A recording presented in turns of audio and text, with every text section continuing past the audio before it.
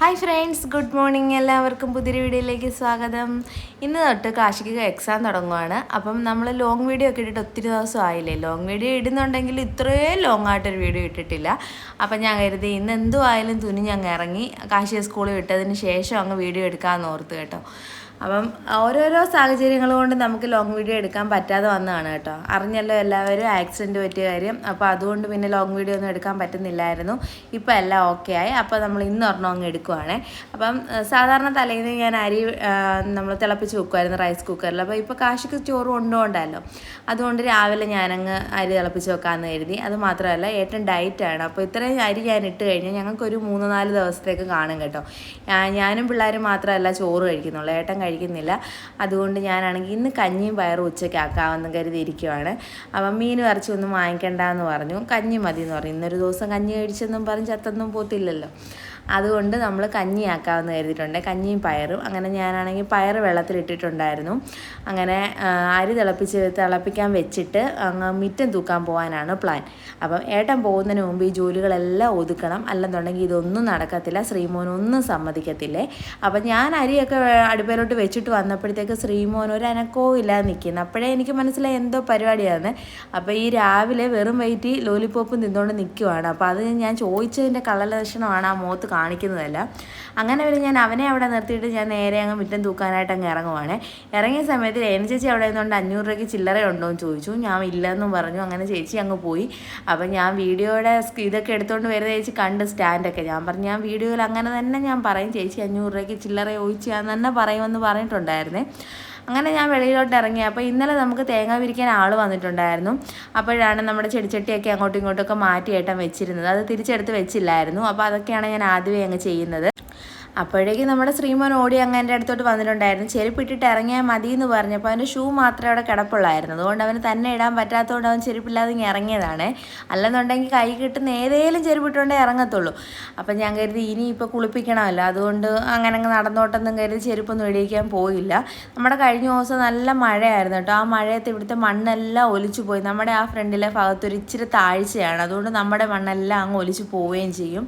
അങ്ങനെ മണ്ണെല്ലാം പോയിട്ടുണ്ടായിരുന്നു. അതുകൊണ്ടാണ് ഈ ഫ്രണ്ട് ഭാഗമൊക്കെ ഇങ്ങനെ കിടക്കുന്നത്. പിന്നെ മിറ്റിൽ അവിടെ ഇവിടെയും കിടക്കുന്നതെല്ലാം പറക്കി ഇവന്മാർ അങ്ങോട്ടും ഇങ്ങോട്ടൊക്കെ എറിഞ്ഞ് കളിക്കുന്നതാണ്. അതുകൊണ്ടാണ് അവിടെ ഇവിടെ എല്ലാം കിടക്കുന്നത്. ഇനി അതെല്ലാം കൂടെ ഒരു സൈഡിലോട്ടാക്കണം. അപ്പോൾ ഈ ഇൻസ്റ്റയിലും യൂട്യൂബിലൊക്കെ നമ്മൾ മുറ്റം ഓരോ രീതിയിൽ അവർ ഡെക്കറേറ്റ് ചെയ്ത് വെക്കുന്നതൊക്കെ കാണുമ്പോൾ എനിക്ക് ഭയങ്കര ഇഷ്ടമാണ് കേട്ടോ. അപ്പോൾ നമ്മളെ വെള്ളാരങ്കല്ലൊക്കെ ഇട്ട് അവിടെ ആ ഒരു ഭാഗം കണ്ടോ. ഞാനിപ്പോൾ മിറ്റിലൊക്കെ ഇട്ട് വെച്ചേക്കുള്ളൂ, പക്ഷേ അവിടെ ഒരു വെള്ളാരങ്കല്ല് ഇട്ട് കഴിഞ്ഞാൽ നല്ല സെറ്റപ്പ് ആയേനെ. പക്ഷേ ഇപ്പോൾ ബഡ്ജറ്റ് ഇച്ചിരി കമ്മി ആയതുകൊണ്ട് നമ്മളിപ്പോൾ അതിനൊന്നും മുതിരുന്നില്ല. നമ്മളെ കൊണ്ട് പറ്റുന്നത് പോലുള്ള സാധനങ്ങളൊക്കെ വെച്ച് ഞാൻ ഇച്ചിരി കാട്ടിക്കൂട്ടി വെച്ചതാണ്. ഇരിപ്പിൽ ഇതുപോലെ ചെറിയ ഭ്രാന്തുകളൊക്കെ ഉണ്ട്. ഞാൻ എന്തെങ്കിലുമൊക്കെ ചെയ്യാനായിട്ട് ഇറങ്ങിക്കഴിഞ്ഞാൽ അത് മൊത്തം ചേട്ട കയറത്തുള്ളൂ. പിന്നെ എനിക്ക് ദേഹം അനക്കാൻ പറ്റത്തില്ലായിരിക്കും, അതുപോലെ വേദനയുമായിരിക്കും കേട്ടോ. അപ്പോൾ ആ മിറ്റിൽ അപ്പുറത്ത് കിടക്കുന്ന മിറ്റിലെല്ലാം തൂക്കി പിടിച്ച് ഇപ്പുറത്ത് കൊണ്ടിടുകയും അവിടെ എല്ലാം കിളച്ച് വാരിയിടുകയും ഒക്കെ ഞാൻ ചെയ്തിട്ടുണ്ടായിരുന്നു. ചെയ്യുമ്പോഴെല്ലാം ഏട്ടൻ എന്നോട് പറയുന്നുണ്ടെടി, നീ ഇപ്പോൾ ഈ പണിക്ക് പോകണ്ട, ഇപ്പോൾ ഈ ആക്സിഡൻറ്റ് കഴിഞ്ഞ് ശരീരവേദനയൊക്കെ അങ്ങോട്ട് മാറിയതേ ഉള്ളൂ. അത് കഴിഞ്ഞ ഉടനെ തന്നെ ഞാൻ ഈ പരിപാടിക്കും പോയി കേട്ടോ. അപ്പോൾ അത് കഴിഞ്ഞ് അന്ന് വലിയ കുഴപ്പമില്ലായിരുന്നു. അതുപോലെ എനിക്ക് തോന്നുന്നു ഈ വേദന ദേഹത്ത് കിടക്കുന്നത് കൊണ്ടായിരിക്കും ഈ വേദന അറിയാഞ്ഞതെന്ന് തോന്നുന്നു. അപ്പം നമ്മൾ മുറ്റമൊക്കെ തൂത്തിട്ട് കൈയൊക്കെ കഴുകി അകത്ത് കയറിയിട്ട് ഞാൻ ഏട്ടന് സലാഡിന് വേണ്ടിയിട്ടുള്ള എല്ലാ അരിയുമാണ്. രാവിലെ സലാഡ് മുട്ട പുഴുങ്ങിയത് മാത്രമേ കഴിക്കാറുള്ളൂ. ഇപ്പം ജിമ്മിലൊക്കെ പോകുന്നുണ്ട് കേട്ടോ രാവിലെ. അത് കുറേ നാൾ കൊണ്ട് പോകാതിരുന്നതാണ്. നേരത്തെ കറക്റ്റായിട്ട് എല്ലാ ദിവസവും പോകുമായിരുന്നു. മനുച്ചേട്ടൻ വന്ന് കൊണ്ടുപോവുകയും ചെയ്യുമായിരുന്നേ, മറന്നു പോയി കഴിഞ്ഞാൽ. അപ്പോൾ ഇപ്പോൾ എന്തായാലും പിന്നെയും പോയി തുടങ്ങിയിട്ടുണ്ട്. ഹെൽത്തൊക്കെ ഒന്ന് നോക്കണമെന്നൊക്കെ പറഞ്ഞുകൊണ്ടാണ് പോയി തുടങ്ങിയത്. അപ്പോൾ നമ്മളത് അരിഞ്ഞുകൊണ്ടിരുന്നപ്പോൾ തന്നെ നമ്മുടെ അരി തിളച്ചിട്ടുണ്ടായിരുന്നു. അങ്ങനെ ഞാൻ വന്ന് അരി എടുത്ത് റൈസ് കുക്കറിലും വെച്ചു. അത് കഴിഞ്ഞ് ബാക്കി അരിഞ്ഞങ്ങ് വെക്കാമെന്ന് കരുതി കേട്ടോ. ഇത് ഇപ്പോൾ ഒരു സമയത്ത് കഴിക്കാനുള്ളതല്ല, 3 നേരത്തേക്കുള്ളതാണ്. രാവിലെ ഉച്ചയ്ക്കും വൈകിട്ടും കഴിക്കും സലാഡ്. എന്ത് ഫുഡ് കഴിച്ചാലും അതിൻ്റെ കൂടെ സലാഡും കഴിക്കാറുണ്ട്. ഫുഡെല്ലാം കുറച്ചിട്ട് ഈ സലാഡ് കഴിക്കും. അപ്പം രാവിലെ ഈ സലാഡാണെന്നുണ്ടെങ്കിൽ ഉച്ചയ്ക്ക് ഗോതമ്പ് ദോശ സലാഡും അങ്ങനെ ആയിരിക്കും കഴിക്കുന്നത്. രാത്രിയിൽ ഗോതമ്പ് പുട്ടായിരിക്കും. ഇതിനകത്ത് നമ്മൾ കടല, പയർ അതൊക്കെ പുഴുങ്ങിയിടാറുണ്ട്. ഇന്നെന്തായാലും പയർ പുഴുങ്ങുന്നുണ്ട്, അത് ഉച്ചക്കത്തേക്കാണ്. രാവിലെ ഞാൻ അതിൽ ഇടുന്നില്ല. പിന്നെ നമ്മുടെ പച്ച ഇതുണ്ടല്ലോ, എന്തുവാ അതിൻ്റെ പേര്, നമ്മുടെ കപ്പലണ്ടി, പച്ച കപ്പലണ്ടി ഇതിൻ്റെ അകത്ത് ചേർക്കും. അതുപോലെ ചോളം പുഴുങ്ങിയത്, അങ്ങനെയൊക്കെ ഓരോ ദിവസവും ഓരോ വെറൈറ്റി ആയിട്ട് കൊടുക്കും. എന്നും ഒരു രീതി കൊടുത്തു കഴിഞ്ഞാൽ അങ്ങ് മടുപ്പാവും, കഴിക്കത്തില്ലല്ലോ. അതുകൊണ്ട് ഓരോ ദിവസം ഞാൻ ഓരോരോ വെറൈറ്റി ട്രൈ ചെയ്യാൻ ശ്രമിക്കുന്നുണ്ട്. അപ്പോൾ പിന്നെ ഏട്ടനും ശ്രീമോനുമുള്ള മുട്ടയാണ് ഞാൻ പൊളിച്ചെടുക്കുന്നത്. എല്ലാം കുക്കറിലിടുന്നതുകൊണ്ട് പെട്ടെന്ന് അങ്ങ് ആയി കിട്ടും. നമ്മൾ അതിൻ്റെ കൂടെ നിൽക്കേണ്ട, തിളച്ച് പോകുന്നുണ്ടോ പൊട്ടിപ്പോകുന്നുണ്ടോ എന്നൊക്കെ നോക്കേണ്ട കാര്യമില്ല. ഇതൊന്നും പൊട്ടിയിട്ടും എടുത്തിട്ട് ഒന്നും ഇല്ലായിരുന്നു. അങ്ങനെ ഏട്ടന് കഴിക്കാനുള്ളത് മാത്രം എടുത്തിട്ട് ബാക്കി ഞാനങ്ങ് ഫ്രിഡ്ജിൽ അടച്ചങ്ങ് വെക്കും. എന്നിട്ട് കഴിക്കാൻ സമയമാകുമ്പോൾ മാത്രം എടുത്ത് വെളിയിൽ വെക്കുകയാണ് ചെയ്യുന്നത്.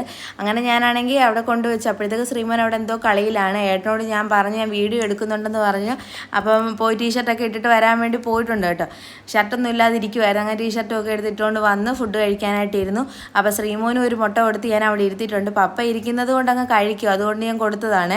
അപ്പോഴത്തേക്ക് ഏട്ടൻ സ്പൂൺ വെച്ച് കഴിക്കുന്ന കണ്ടപ്പോഴത്തേക്ക് ശ്രീമോന് സ്പൂൺ വേണം. അതിനുള്ള പരാക്രമമാണ് അവിടെ കിടന്ന് കാണിക്കുന്നത്. സ്പൂൺ കിട്ടിക്കഴിഞ്ഞപ്പോഴാണ് പിന്നെ അവന് സമാധാനമായത്. ആ മുട്ട കുത്തി ഇളക്കി എല്ലാം തിന്നുമായിരുന്നു. അത് പകുതി അത് താഴെയെല്ലാം കളഞ്ഞേക്കുമായിരുന്നു. ഞാൻ ജോലിയൊക്കെ ഒതുക്കിയിട്ട് വന്നപ്പോഴത്തേക്ക് അവിടെ മൊത്തം ഉറുമ്പുമായിട്ട് മുട്ടയെല്ലാം താഴെ കിടന്ന് അവൻ തിന്നതുമില്ല, കളയുകയും ചെയ്തു. അങ്ങനെ ഞാൻ അവർക്ക് ഫുഡ് കഴിക്കാനും കൊടുത്തിട്ട് നേരെ ഞാൻ തുണി അങ്ങ് വിരിച്ചിടാൻ വന്നതാണ്. രാവിലെ എഴുന്നേറ്റപ്പോഴത്തേക്ക് ഞാൻ തുണി ഇട്ടിട്ടുണ്ടായിരുന്നു വാഷിംഗ് മെഷീനിൽ. അപ്പോൾ നമ്മൾ ഞായറാഴ്ച അങ്ങ് രാവിലെ അങ്ങ് മുണ്ടയ്ക്ക് പോകുന്നതുകൊണ്ട് അന്ന് നമുക്ക് തുണി കഴുകാൻ പറ്റത്തില്ല. അതുകൊണ്ട് നമ്മൾ തുണി കൂട്ടിയിട്ടേക്കും. അങ്ങനെ പിറ്റേ ദിവസം രാവിലെ തന്നെ ഞാൻ എഴുന്നേറ്റപ്പം വാഷിംഗ് മെഷീൻ ഓണാക്കി. അതുകൊണ്ട് ഏട്ടൻ പോകുന്നതിന് മുമ്പ് എനിക്കത് റെഡി ആയിട്ട് കിട്ടുമല്ലോ. അല്ലെന്നുണ്ടെങ്കിൽ പിന്നെ എനിക്ക് പാടാം. ശ്രീമോനെ നിർത്തിയിട്ട് കയറി പോകാനും ഒന്നും പറ്റത്തില്ല. കാശി ഉണ്ടെങ്കിൽ പോലും എനിക്ക് പേടിയാണ്. അവൻ ഉറങ്ങിക്കിടന്നാലും അവൻ ഉണർന്നു കഴിഞ്ഞാൽ കയറി വരാൻ നിൽക്കും. ഈ കഥ നമുക്ക് വെളിയിൽ നിന്ന് അടയ്ക്കാൻ പറ്റത്തില്ലല്ലോ. അതുകൊണ്ട് ഞാൻ ഏട്ടൻ പോകുന്നതിന് മുമ്പ് തന്നെ തുണി അങ്ങ് വിരിക്കാൻ വന്നിട്ടുണ്ടായിരുന്നേ. അപ്പം ഈ തുണി വിരിക്കാൻ ഈ കയറി വരുന്നതൊക്കെ ഒരാഴ്ച കൊണ്ട് ഏട്ടൻ്റെ ഡ്യൂട്ടി ആയിരുന്നു. ഞാനങ്ങനെ കയറി വരുന്നില്ലായിരുന്നു. ഇത് പൊക്കിക്കൊണ്ട് എനിക്ക് കയറി വരാൻ പറ്റത്തില്ലായിരുന്നു കേട്ടോ. നമ്മുടെ താഴത്തെ ഹാളിൽ നിന്ന് മേളിൽ നമ്മൾ കിടക്കുന്നിടത്തോട്ട് വരെ ശ്രീമോനെ എടുത്തുകൊണ്ട് വരാനൊന്നും പറ്റാത്ത അവസ്ഥയൊക്കെ ആയിരുന്നു. അതെല്ലാം മാറി. അങ്ങനെ നമ്മൾ തുണിയെല്ലാം വിരിച്ചുകൊണ്ടിരിക്കുവാണ്. ആ ഒരു ട്രിപ്പ് തുണി വിരിച്ചതിന് ശേഷം പിന്നെ ഞാൻ തുണി ഇട്ടിട്ടുണ്ടായിരുന്നു കഴുകാൻ. എന്നുവെച്ചാൽ 2-3 ദിവസത്തെ തുണി ഉണ്ടായിരുന്നു കഴുകാനായിട്ട്.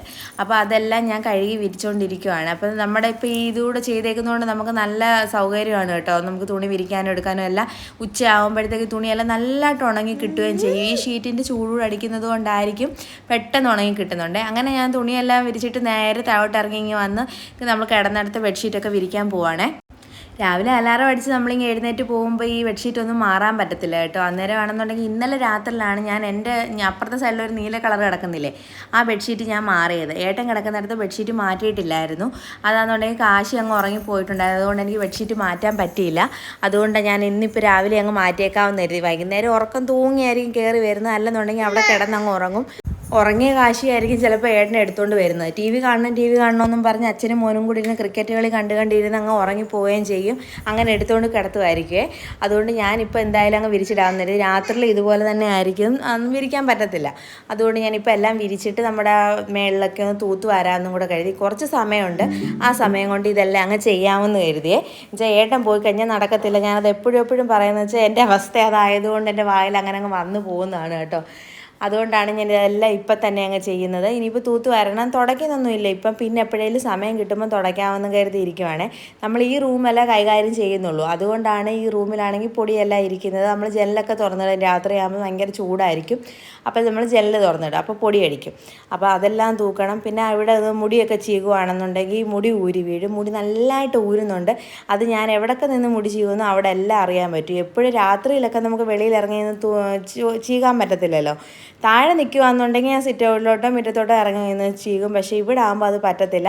അതുകൊണ്ട് പിന്നെ അതിൻ്റെ മുടിയും എല്ലാം ഉണ്ടായിരുന്നു. അപ്പോൾ ഞാനത് കൈയോടെ അങ്ങ് തൂത്ത് വാരി കളയാമെന്ന് കരുതി. എല്ലാ റൂമും തൂക്കണം. എന്നുവെച്ചാൽ ഇവിടെ തൂത്തിട്ട് ഇപ്പോൾ ഒരാഴ്ചയായി കേട്ടോ, മേളിലൊക്കെ വന്ന് തൂത്തിട്ട്. സാധാരണ ഇവിടെ അങ്ങനെ അധികം പൊടി വരത്തില്ല. നമ്മൾ കിടക്കാൻ വേണ്ടി മാത്രമല്ല മുകളിലോട്ട് കയറി വരത്തുള്ളൂ. അതുകൊണ്ട് വലിയ പൊടിയൊന്നും ഇല്ലായിരുന്നു.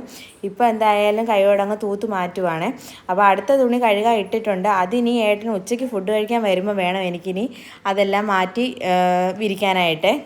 ഈ ഇടയ്ക്കിടയ്ക്ക് ഈ ഗ്യാപ്പ് വരുന്നത് ശ്രീമോൻ എൻ്റെ കൂടെ ഉണ്ട്. ശ്രീമോനാണെങ്കിൽ ഞാൻ വോയിസ് ഇടുവാന്ന് അറിയുന്ന ഉടനെ അമ്മേ അമ്മേ അമ്മേ എന്നിങ്ങനെ വിളിക്കും കേട്ടോ. എന്നെ ഡിസ്റ്റർബ് ചെയ്യാൻ വേണ്ടി ചെയ്യുന്നതാണ്. അവനതൊരു തമാശയാണ്, എന്നെ കളിയാക്കുന്നത് ഞാനിങ്ങനെ സംസാരിക്കുന്നതിന്.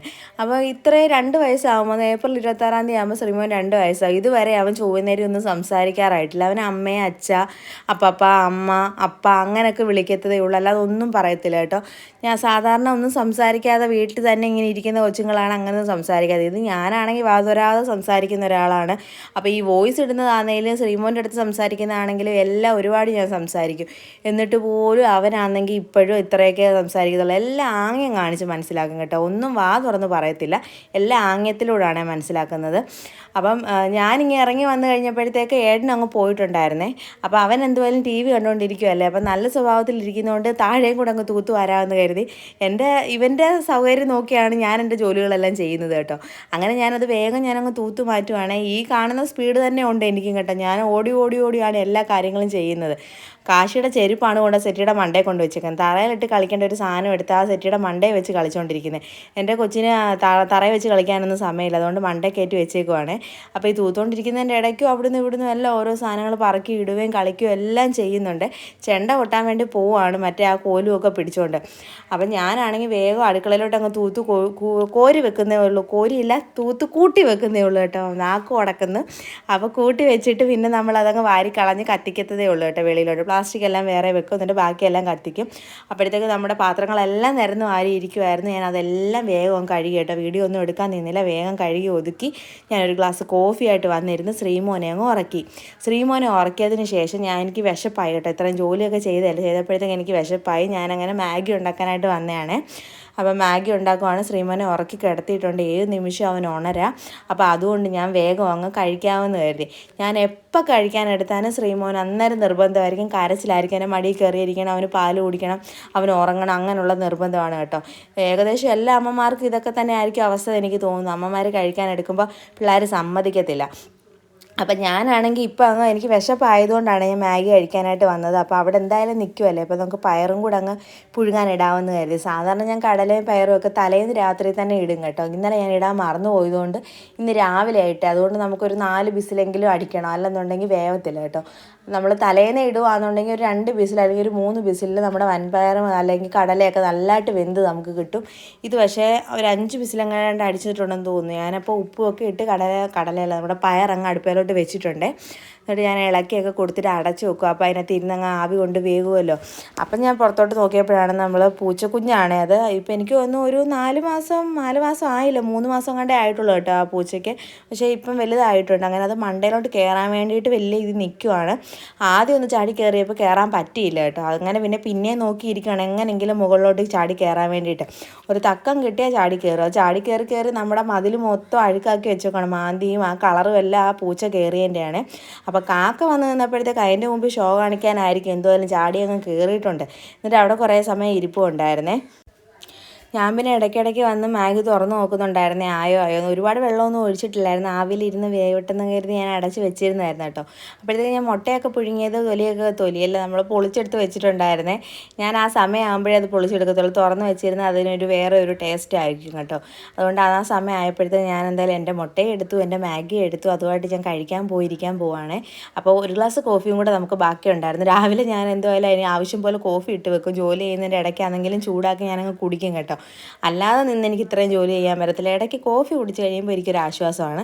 അങ്ങനെ ഞാൻ മാഗിയൊക്കെ കഴിച്ച് അവിടെ ഇങ്ങനെ ഇരിക്കുമായിരുന്നു. ടി വി ഒക്കെ കണ്ടുകൊണ്ടിട്ട് ഒരു സിനിമയും ഇട്ടു, അതും കണ്ടുകൊണ്ട് അവിടെ ഇരുന്നു. അത് കഴിഞ്ഞൊരു 12:15 ആയപ്പോഴത്തേക്ക് എൻ്റെ കാശിമോനും എത്തിയിട്ടുണ്ടായിരുന്നു കേട്ടോ.